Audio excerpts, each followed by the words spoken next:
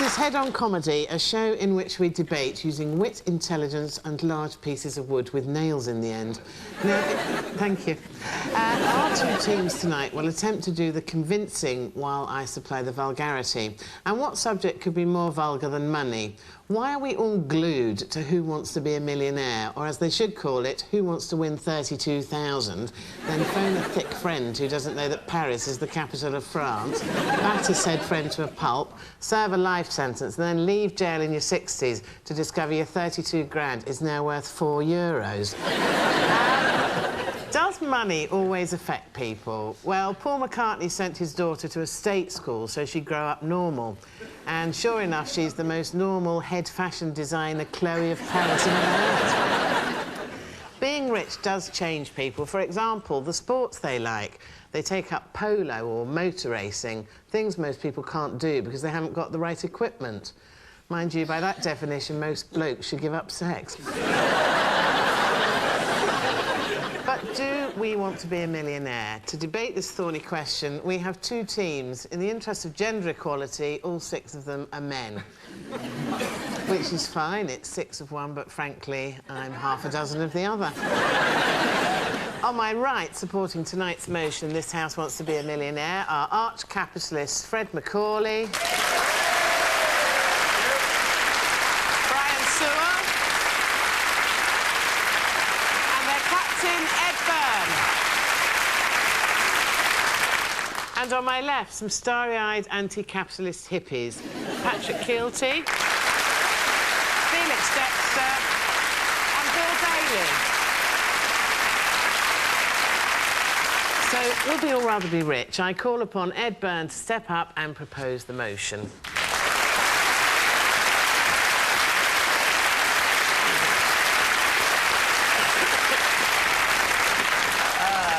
Thank you very much indeed. Right, I must start by saying this is really quite a pointless argument. We may as well be arguing this house believes that chocolate tastes nice, or this house believes it wouldn't like to have its genitals nailed to the floor. It's basically, we all want to be millionaires. Everyone wants to be a millionaire. The only people who don't want to be millionaires are weird people and billionaires.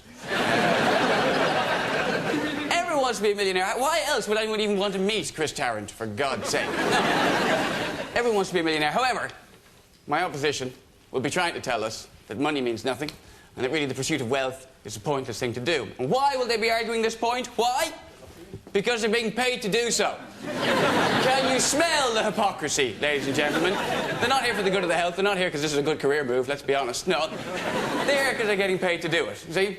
Pointless. What, Bill? Well, I'd just like to say that all my money's going to a donkey sanctuary in Weston-super-Mare. Well, I think if you were a millionaire, how many more donkeys I could buy? That's Lord Artrop. I'm sorry? That's Lord Artrop. What? The only donkey at Weston-super-Mare.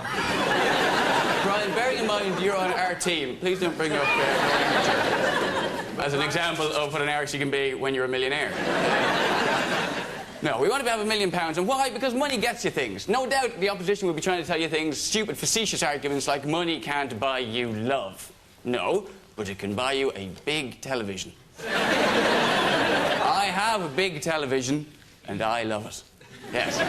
What do you mean money can't buy you love? It's such a nonsense argument. Do you really think Bill Gates has any trouble getting laid whatsoever? Do you? Look at him, he's the biggest geek in the world, and I bet he gets women at the drop of a hat. No, because he's rich. Women love rich guys. It's as simple as that. How many women here ever go around and hang around the Salvation Army looking for the man of your dreams? You don't do it. You don't hang around drop-in centres looking for that husband that you've always wanted. Be rich is great. There are currently 7 books available on the market in the States on how to marry a millionaire and not one on how to snag a squeegee. Being rich is top-notch. The Spice Girls once said, I really, really, really want to zig a zig-a. Now, what do they mean by that? No idea. But they're all millionaires, so they can say what they like. See? Having money is a top-notch thing, and I'd like to finish with a quote from Bob Dylan. Bob Dylan once said, money doesn't talk, it swears. And as we all know, swearing is big and clever. I beg you to support this motion. Thank you.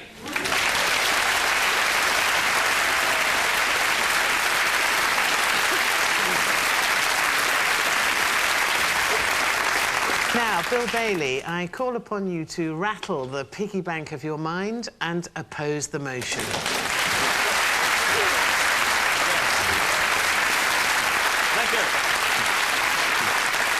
Thank you very much, yes. Now, Mozart was a genius. We're all agreed on that. But he was penniless, wasn't he? He was poor, he lived a life of complete penury and died poverty-stricken, buried in a pauper's grave with very, very cheap spades. And very, very low-grade equipment.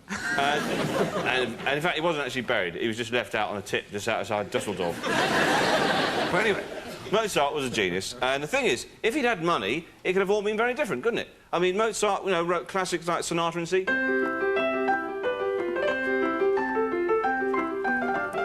But he was skint. But he managed to write that. Imagine if money had corrupted him. He'd have ended up doing adverts like this.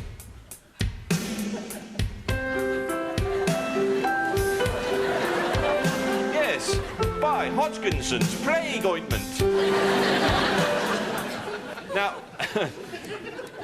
Beethoven wrote the classic Rage Over a Lost Penny. Now, there we are, a classic example of turning poverty into a beautiful masterpiece. He had no money, he lost a penny a lot in those days, you know it?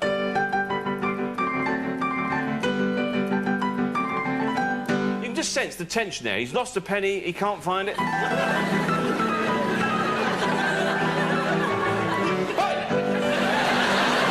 He's looking for it, he's tense.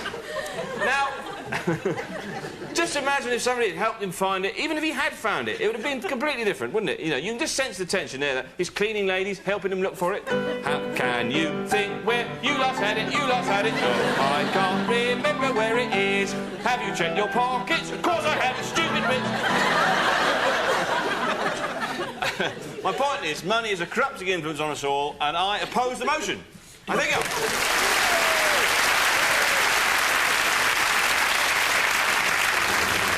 Bill Bailey there arguing more passionately than I've ever heard him argue, apart from a really big argument competition he had with some elves recently. I didn't really hear a very cohesive argument, but it's lovely music played on what I think is a rather expensive-looking keyboard.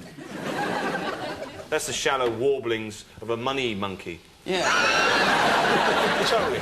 But your shallow existence is far more enjoyable. I mean, it's only deep people who feel true despair. Shallow people, we're just thick. Can I just say that I actually did used to hang around outside the Salvation Army quite a bit. And I met some blokes, they weren't very clean, but they were a dead good... Yeah. I'm taking it downstairs. I'm bringing it upstairs again. I'm sorry. Right now, in defending the hoarding of wealth, we wanted to avoid any obvious stereotyping, so next up, we've got a Scotsman. I call upon Fred Macaulay to support the motion.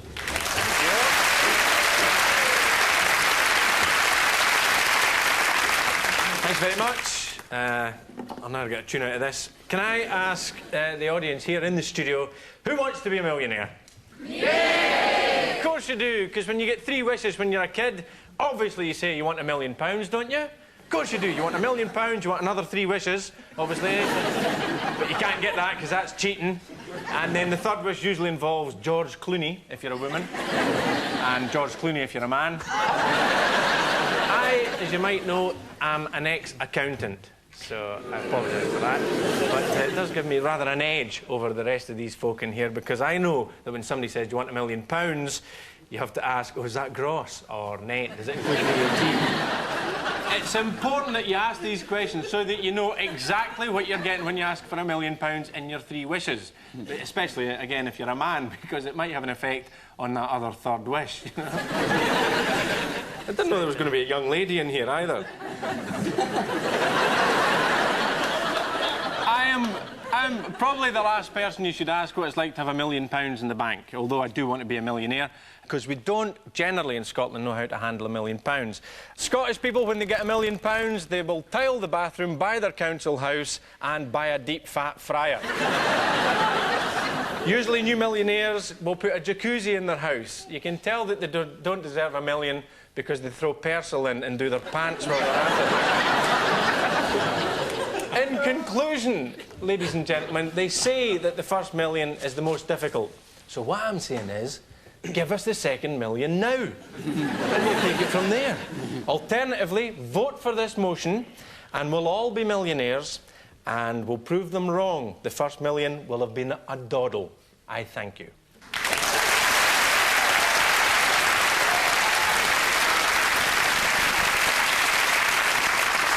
Had Macaulay there. Now, I just have to tell you, actually, I auditioned for that part of Lady in the Box. But they got a bit sort of jumpy when I got my garden shears out. Now, to counter Fred, we have someone whose opposition to money is heartfelt and comes from his very soul, which is why he once presented the lottery. Patrick Kielty.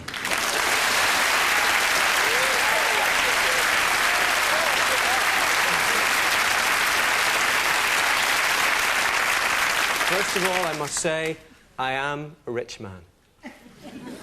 I am. Thank you. Thank you. I live in a big house with a big car and a big garden. And I wake up in my big bed beside my big wife with the big lips and a big tits. And she kisses me on the lips and says, "Good morning, big boy." And I go into my big bathroom with my big bath, my big soap. And I look in the big mirror at my big bum. And I say, "Does my bum look big in this?" And she says, "Catch yourself on, you big wanker." And I have to get that out of the way. But you see, a million isn't enough. What does a million get you now? Right? A million buys you nothing. It depends what part of the country you're in. In Glasgow, a million could probably get you the entire Celtic first team. In London, it only gets you 3 lap dances at Peter Stringfellow. That's the problem with money. When you become a millionaire, you become a shit magnet.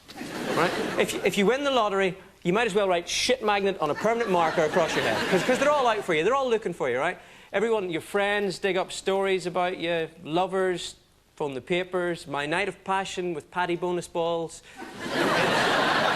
All the letters you get, "Please help me, I'm homeless on the streets of London, your money makes a difference, yours sincerely, Frank Dobson." So what I would say to you folks is that if you're a millionaire, you're neither one nor the other. You're neither super rich or super poor. And so I say to you, don't think millionaire, think multi-millionaire. Rob, steal, get into politics, fix a cricket match, sign for Rangers.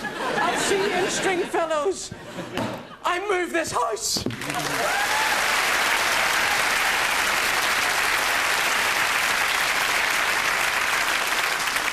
So, there we go. Fred and Patrick have locked horns, and it's not even the rutting season. But actually, the whole sort of premise of this particular game, it's like one of those old-fashioned jokes, isn't it, really? Because what we've got here is we've got a Scotsman, 2 Irishmen, a black man, a gentleman of sensitive disposition... And a big fat bird. Chatting about money, and then the woman decides who's going to get what. Would you like to come and sit here, and I'll go and put the kettle on? I couldn't understand. What were you doing, Patrick? You were arguing against us. No, I wasn't. I mean, yes, he was, didn't he? He was arguing in favour of being a millionaire. Well, you're now arguing with him, so who's better than who? You know? No, I was saying that it's crap to be a millionaire. So it's a good place to start, wouldn't you say?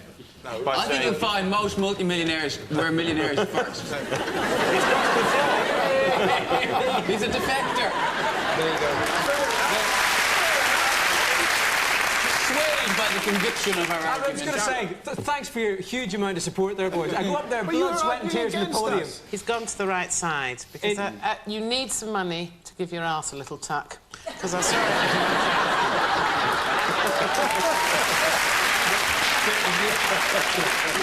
it's actually quite nice, but there's You can come back on suffrage. Technically, the motion is who wants to be a millionaire. Come back. All right, Can I come back? Don't say anything. Yeah. No, back. No, yeah, fair enough. Beautiful. Right, now, let's move on to our third guest speaker. I call Mr. Brian Sewell to support the motion.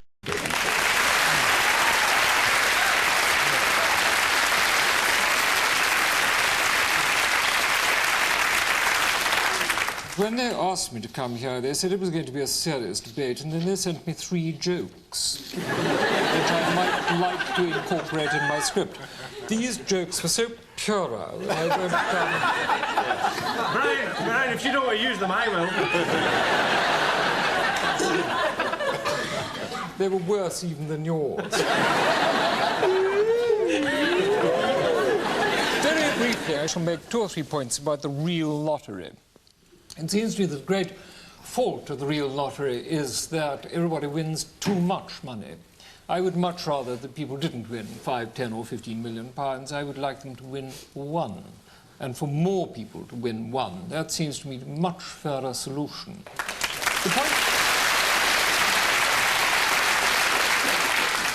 The point about winning 1 million pounds is that most people are sensible enough to have their little premature ejaculation and rush out and buy an expensive motor car. And then they might do something sensible like buying a decent house and putting some money in an investment somewhere and settling down to live a quiet life in comfort and ease with a pet poodle. There's nothing wrong with that. What happens when you win 15 million quid is that you spend. And that doesn't bring any kind of happiness at all. If they're not going to change the system, then I think we have to introduce another rule, which is only the old should ever win the lottery. Only the old. Because the old have already got most of what they want.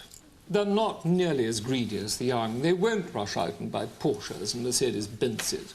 They'll buy a few more rose trees. They might even have a holiday in Dorset. You'd know how to give the money away. You'd give it to deserving people, and you'd give it to deserving causes. And there's one little gloss I would like to add. And don't boo before I've gone all the way through it. It is that people in London and the South East should be allowed to win 2 million, and not 1. And the point of that is that they only get the second million if they promise absolutely and immediately to leave London and the South East and go and live somewhere else. The point about my system, or any variation of my system, is that it is the redistribution of wealth.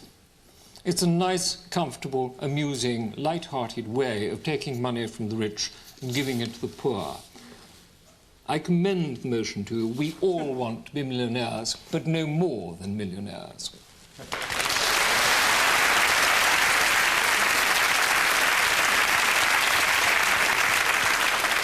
Brian Sewell, dignity in adversity. I think we'll agree there. Shame on you. Indeed. We move on to the final cog in the well-oiled machine that is Bill's team. Felix Dexter, please oppose the motion.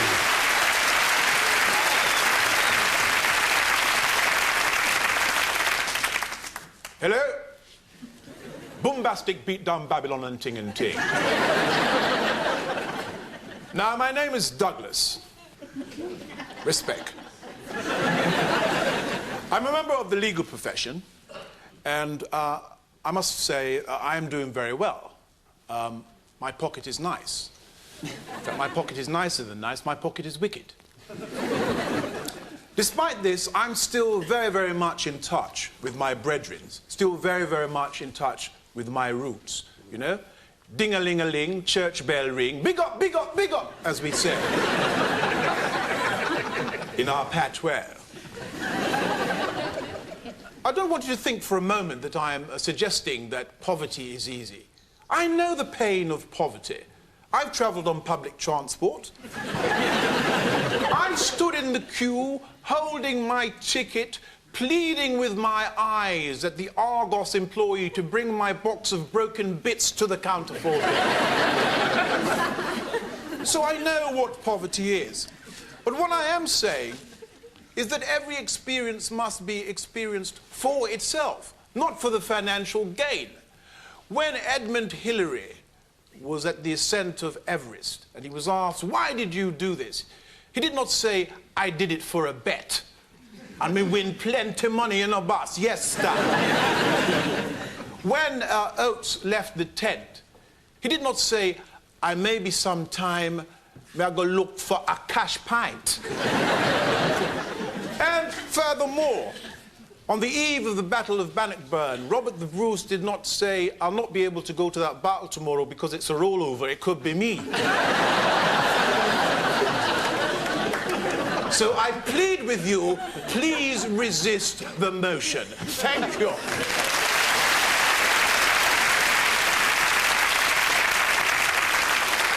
Well, there we are. As the bloke in Comet once said to me, that's the best pair of speakers you'll get in their price range. But did their arguments hold up?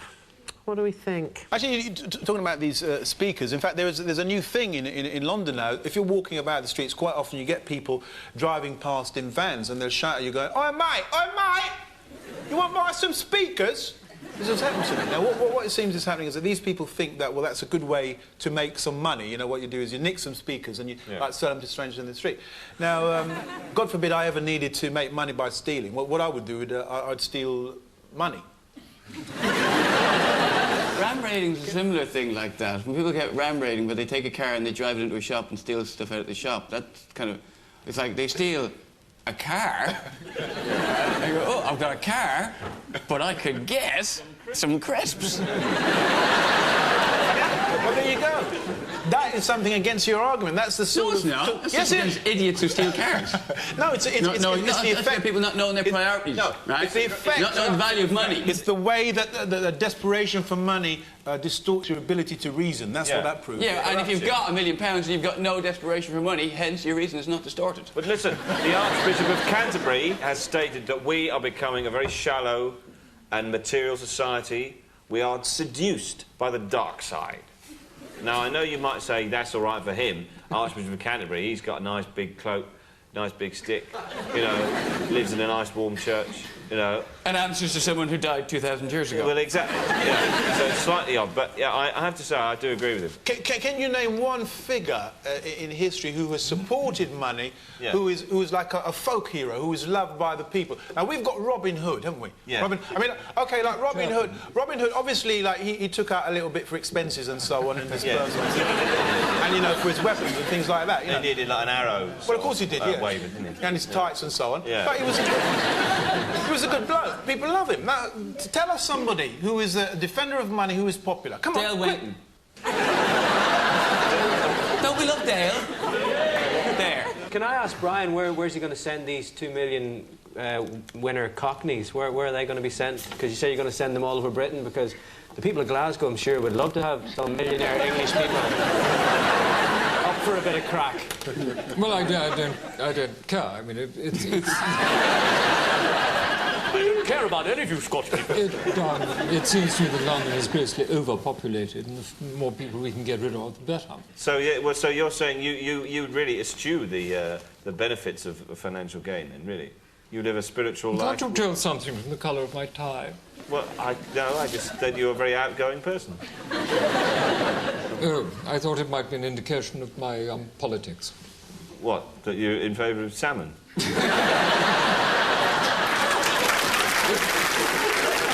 You're a big pro-salmon lobbyist. I don't think I'd eat salmon if it were that colour. Not if it was... I don't think I'd eat salmon if Brian was wearing it round its neck. Wouldn't it? Not even I know if... a man who would. You're an art critic, Brian.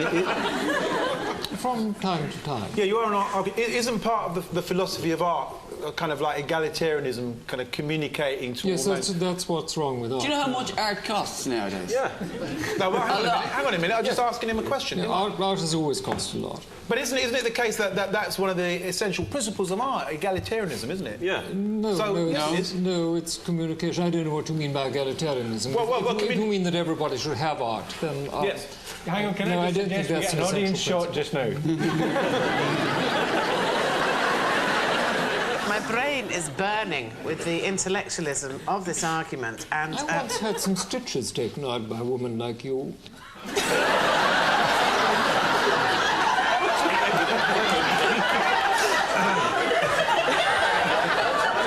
Was that an unpleasant or pleasant experience? It was very heavy. She leant on me. I once had to get some stitches because of a woman like her. I have been known to injure quite a lot of men. Sometimes it's just a hobby, and other times it's little thin men that get on my tits. But you know, Variety is the spice of life. How did they get up there? How were they allowed? Isambard Kingdom Brunel built them.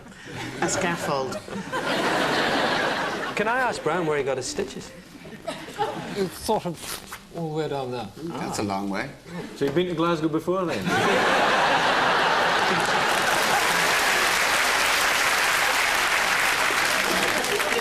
Now, it falls to the team captains to take the rambling, overgrown jungle of their arguments, and let's face it, hasn't it been a jungle, and hack it down to Titchmarsh-style order. Are the wealthy fabulously happy? Let's hope not.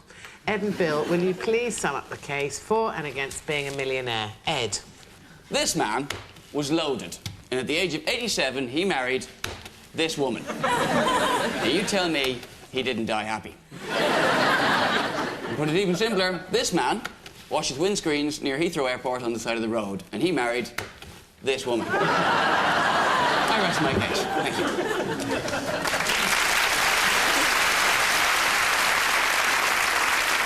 So, if I can ask Bill Bailey, the bonsai meatloaf, to sum up for us. I'd do anything for love. But I wouldn't do that. I went out into the street to ask ordinary people what they actually thought. But do you think you'd be happier with £1 million? It's not about money, it's about the spiritual things in life. The bloom on the peach, the petals on the flowers, the innocence in the puppy's eyes. There you are.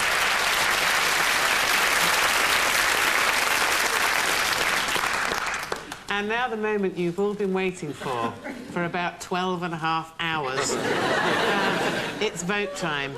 The motion before us is this house wants to be a millionaire. Those of you in the audience who want to vote against Money Mania, lean to the left. And those of you who want to vote for Dosh, lean to the right. Lean now! Is that our left or your left? I have absolutely no idea.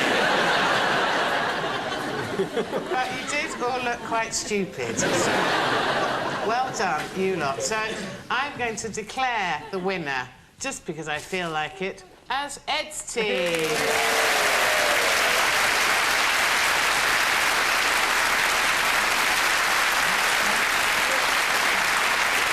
I'd like to thank Brian.